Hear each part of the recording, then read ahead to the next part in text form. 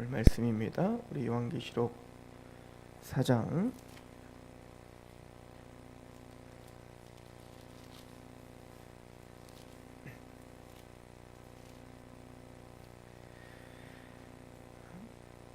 우리 요한계시록 4장 4절 5절까지 보겠습니다. 계시록 4장 4절 5절 한 목소리로 같이 공독합니다. 시작. 또 보좌에 둘려 24 보좌들이 있고 그 보좌들 위에 24 장로들이 흰옷을 입고 머리에 금관을 쓰고 앉았더라.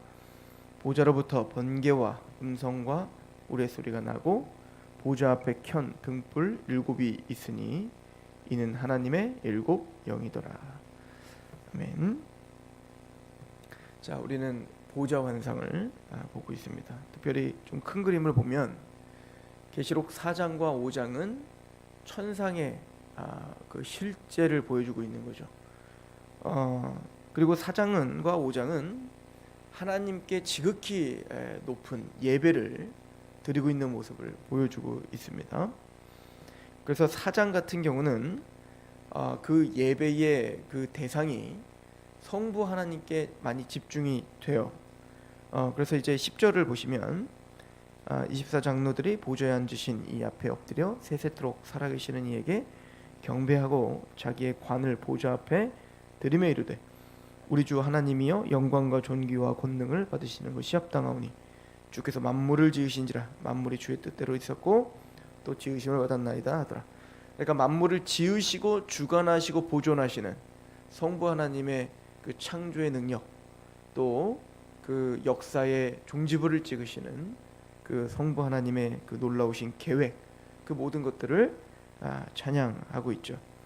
그에 비해 5장 같은 경우는 지극히 높은 경배를 하나님 앞에 올려드리는데 그 노래의 그 예배의 중심엔 바로 죽임당하신 예수 그리스도 성자께 집중이 되고 있는 걸 우리는 볼 수 있습니다.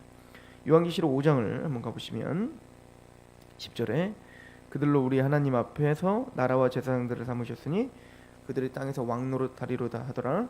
내가 또 보고 들음에 보좌와 생물들과 장로들을 둘러선 많은 천사의 음성이 있으니 그 수가 만만이요 천천이라. 큰 음성이 이르되 죽임을 당하신 어린 양은 능력과 부와 지혜와 힘과 존귀와 영광과 찬송을 받으시기에 합당하도다 하더라. 그러니까 이 찬양이 성자 예수, 즉 우리를 위해서 십자가에 죽으신 그 성부 하나님이 우리를 창조하시고 우리를 계획하신 그 일을 성취하시고 또 우리를 그 구원의 완성으로 가게 하시기 위하여 예수님께서 우리를 위해 십자가에 죽으셨습니다. 그 십자가에 죽으신 죽임당하신 어린 양이 지금 이기셨고 지금 만왕의 왕이요 만주의 주가 되셨습니다. 그 죽임당하신 어린 양이 부와 능력과 지혜와 힘과 존귀와 영광을 찬송받기에 합당하십니다. 이렇게 성자 예수님께 집중되고 있는 걸 볼 수가 있습니다. 자, 그렇다면 그 찬양, 그 감격스러운 찬양을 부르고 있는 존재들이 누구인가 하는 것이죠. 그 보좌가 있고 오늘 환상을 보면 보좌가 있고 그 보좌에 둘려 24 보좌들이 있어요. 그러니까 하나님의 그 거룩한 보좌가 있는데 그 보좌 주위에 쭈빙 둘러서 24 보좌들이 또 있습니다. 그래서 이 24 보좌들은 누가 앉아 있는가? 바로 24 장로리다. 24 장로들이 도대체 누구인가에 대해선 여러 가지 또 견해들이 있어요. 그런데 여러 가지 문맥적으로 볼 때 또 계시록의 24 장로들의 어떤 그 이야기들을 통해서 보면 신구약에 구원받은 하나님의 백성들의 대표로 보는 것이 합당합니다. 그래서 24 장로들은 구약과 신약에 하나님께 구속함을 경험을 한 하나님의 구원을 경험하여 구속을 경험한 이 땅의 지상에서 구속을 경험한 하나님의 백성들의 대표. 그리고 이제 후에 나오는 6절에 보면 보좌 앞에 수정과 같은 유리바다가 있고 보좌 가운데 보좌 주위에 내 생물이 있는데 앞뒤에 눈이 가득하더라. 그래서 네 생물이 또 나오죠. 이 네 생물은 누구인가? 이 네 생물은 아마 천상의 존재들의 대표로 보는 것이 합당합니다. 그러면 이 24 장로들과 네 생물들이 그 보좌에 둘러서, 아까도 그 계시록 5장에도 보면 그 장로들과 네 생물들이 한 마음이 되어 그 예수 그리스도 죽임 당하신 어린 양이 부와 능력과 힘과 존귀와 찬양받기 합당하십니다라고 찬양하는 모습을 보면 누가 하나님께 경배할 것인가? 모든 피조물이 하나님께 경배합니다. 특별히 모든 천상의 모든 천사의 대표니까 모든 천상의 존재들, 또 구속받은 하나님의 백성들이 보좌에 둘러서 하나님을 경배하고 찬양합니다. 여기 보면 보좌로부터, 그 보좌 중심으로 해서 삥 둘러 24 장로들이 있습니다. 꼭 그게 연상되지 않나요? 여러분들 출애굽을 하고 하나님의 백성들이 출애굽을 하고 진군하여 가나안으로 가고 있는데, 그 진군하는 그 행렬을 보면 또 어느 곳에 광야에 정착하여 그곳에서 진을 치는 걸 보면 성막을 중심으로 해서 삥 동서남북 삥 둘러 12지파 12지파의 그 하나님의 백성들이 삥 둘러서 진을 치고 거기서 천막을 치며 그렇게 있죠. 즉 보좌를 중심으로 하나님의 성막, 하나님을 중심으로 해서 그 동서남북으로 해서 삥 둘러 즉 하나님의 백성들의 그 진이 짜지는 걸 볼 수가 있습니다. 마찬가지로 그 하나님의 보좌를 보니까 하나님의 위엄 있는 그 보좌, 그 삥 둘러 24 보좌가 있다. 왜 24 보좌일까요? 바로 12은 구약의 12지파를 대표하는 12족장을 대표로 하는 구약의 구속받은 하나님의 백성들, 또 12은 뭘까요? 바로 신약의 12사도를 대표로 하는 바로 신약의 예수 그리스도로 말미암아 구속받은 대표들. 이것이 지금 이 환상을 잘 이해하는 것이 너무 중요합니다. 왜냐하면 이 앞뒤로 이 요한계시록 4장과 5장에 있는 그 앞에 1, 2, 3장에 나오는 메시지와 이제는 6장부터 16장 더 나가서 21, 22장까지 새하늘과 새 땅까지 나오는 그 모든 메시지에 다 연관되어서 지금 교도부 같은 역할을, 거물목 같은 역할을 지금 하고 있는 거예요. 그래서 우리가 이미 앞서 보면 요한계시록에 7교회에게 주어진 그 복들이 있었죠. 그죠? 내가 이기는 자에게 줄게라고 한 약속한 그 복들이 있었는데, 그것들을 가만히 보면 생명나무에 참여하게 될 것이고, 또 너희가 흰돌을 줄 것이고 하나님의 성전의 기둥같이 될 것이야.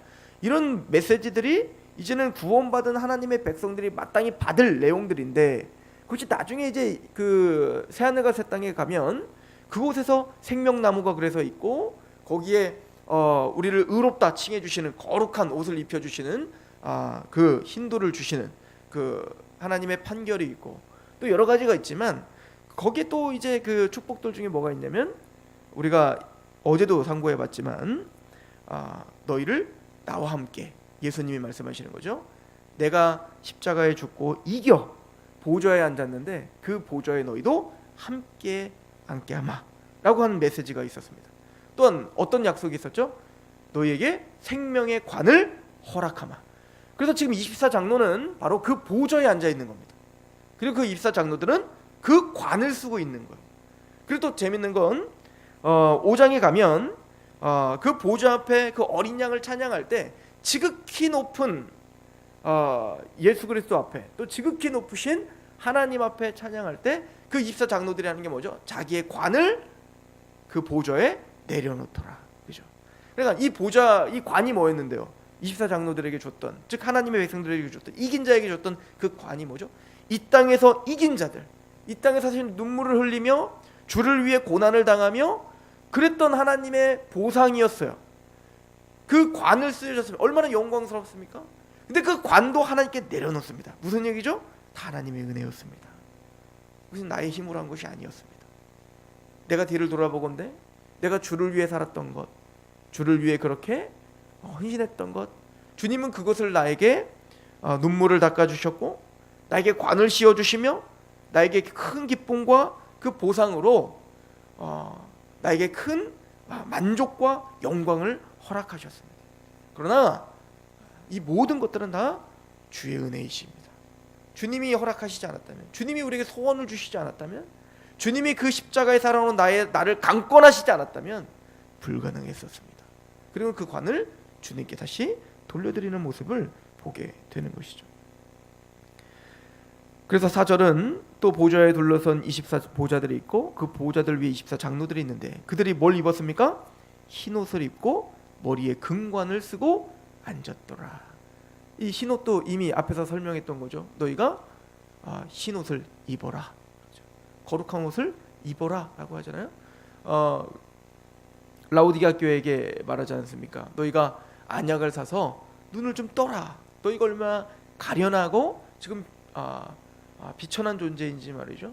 너희의 그 화려한 옷만 입지 말고 주의 옷을 입어라. 그 흰 옷을 입어라 라고 하는 것이죠. 그런데 24장로들이 바로 이 땅에서 예수 그리스도의 속죄함을 받아 나중에 이 흰 옷이 무엇인지도 설명합니다. 어린 양의 피에 빨아 옷이 희게 되었더라 라고 말합니다. 즉 구속의 경험, 즉 예수 그리스도의 의의 옷을 입고 또 하나님께서 우리에게 허락하신 그 생명의 면류관을 쓰고 있는 그 영광스럽게 그 보좌에 앉아 있는 24장로들을 보여주고 있는 거죠. 이게 바로 우리의 정체성이다. 이게 바로 천상의 바로 이 땅에서는 고난을 당하고 이 땅에서는 넘어지고 쓰러지지만 너희가 바로 이런 24장로들과 같이 그렇게 하나님의 보좌에 앉아 있는 그런 영광스러움에 참여하고 있는 거라고 이야기를 하고 있죠. 그리고는 이 환상을 보여주고 바로 또 어떤 모습이 보여주죠? 5절에 보니까 보좌로부터 번개와 음성과 우레소리가 나고, 이 번개와 음성과 우레소리는 사실은 하나님의 임재 속에 있을 때 나타났던 현상들이죠. 출애굽기에 모세에게 나타났을 때든지 또 구약 성경에 하여튼 하나님이 등장하실 때 항상 번개와 우레소리와 음성, 큰 음성과 같고라고 하는 거예요. 이게 꼭 번개고 막 이런 게 아니라 여기 보니까 우레소리, 보좌로부터 번개와 음성과 우레소리가 나고, 그러니까 이것은 다 아이템이에요. 하나님이 나타나는, 즉 하나님의 신적 그 두려우신 심판주의심을 설명하고 있는 것이죠. 그런데 그 보좌 앞에 뭐가 있죠? 등불 7이 켜져 있습니다. 근데 이 등불 7은 우리는 이미 앞서서 촛대가 있다는 걸 알고 있었죠. 그 촛대는 뭐였습니까? 바로 7 교회인 거예요. 자, 근데 7 교회인데 그 촛대에는 사실은 이제 그 촛대라고 말하기보다는 등잔대가 맞습니다. 이 촛대하면 우리는 보통 이제 초를 생각하니까요. 근데 사실은 촛대가 아니라 등잔대입니다. 기름을 넣어서. 그러니까 그 등잔대가 있고 그 등잔대는 뭐라는 거예요? 교회라는 거죠. 그런데 그 등잔대의 등잔, 불이 켜지는 등잔은 뭐라는 겁니까? 바로 7 영이더라. 이게 무슨 얘기입니까? 교회에 그 빛이 발하고, 교회의 사명이 뭐죠? 교회의 존재 목적은 뭡니까? 바로 빛을 발하여 주의 복음이 선포되는 겁니다. 우리를 통하여 빛이 비추어 그리스도의 향기가 되고 그리스도의 편지가 되고, 그죠? 그리스도의 맛을 내야 되는 겁니다.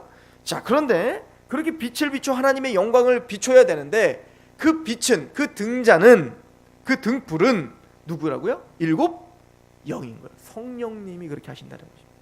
이걸 이미 스가랴서 4장을 통해서 우리 앞서 설명을 했습니다.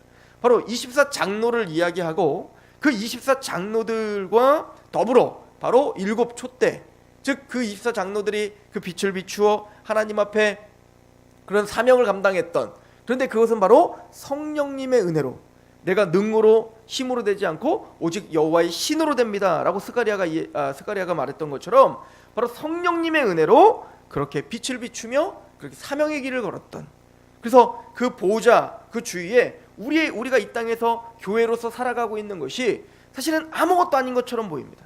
그죠? 아무것도 아닌 것처럼 보이고, 또 세상의 어떤 그 권력과 그런 부귀와 또 번영과 생각해 보면 이 땅에서 사실은 무슨 의미가 있는 것인가? 우리가 이렇게 고난을 당하고 십자가의 길을 걷고 그렇게 해서 복음이 전파되고 이것이 도대체 어떤 의미가 있는가라고 우리는 사실은 참 많은 자괴감도 들고 갈등도 생기는 게 현실이에요.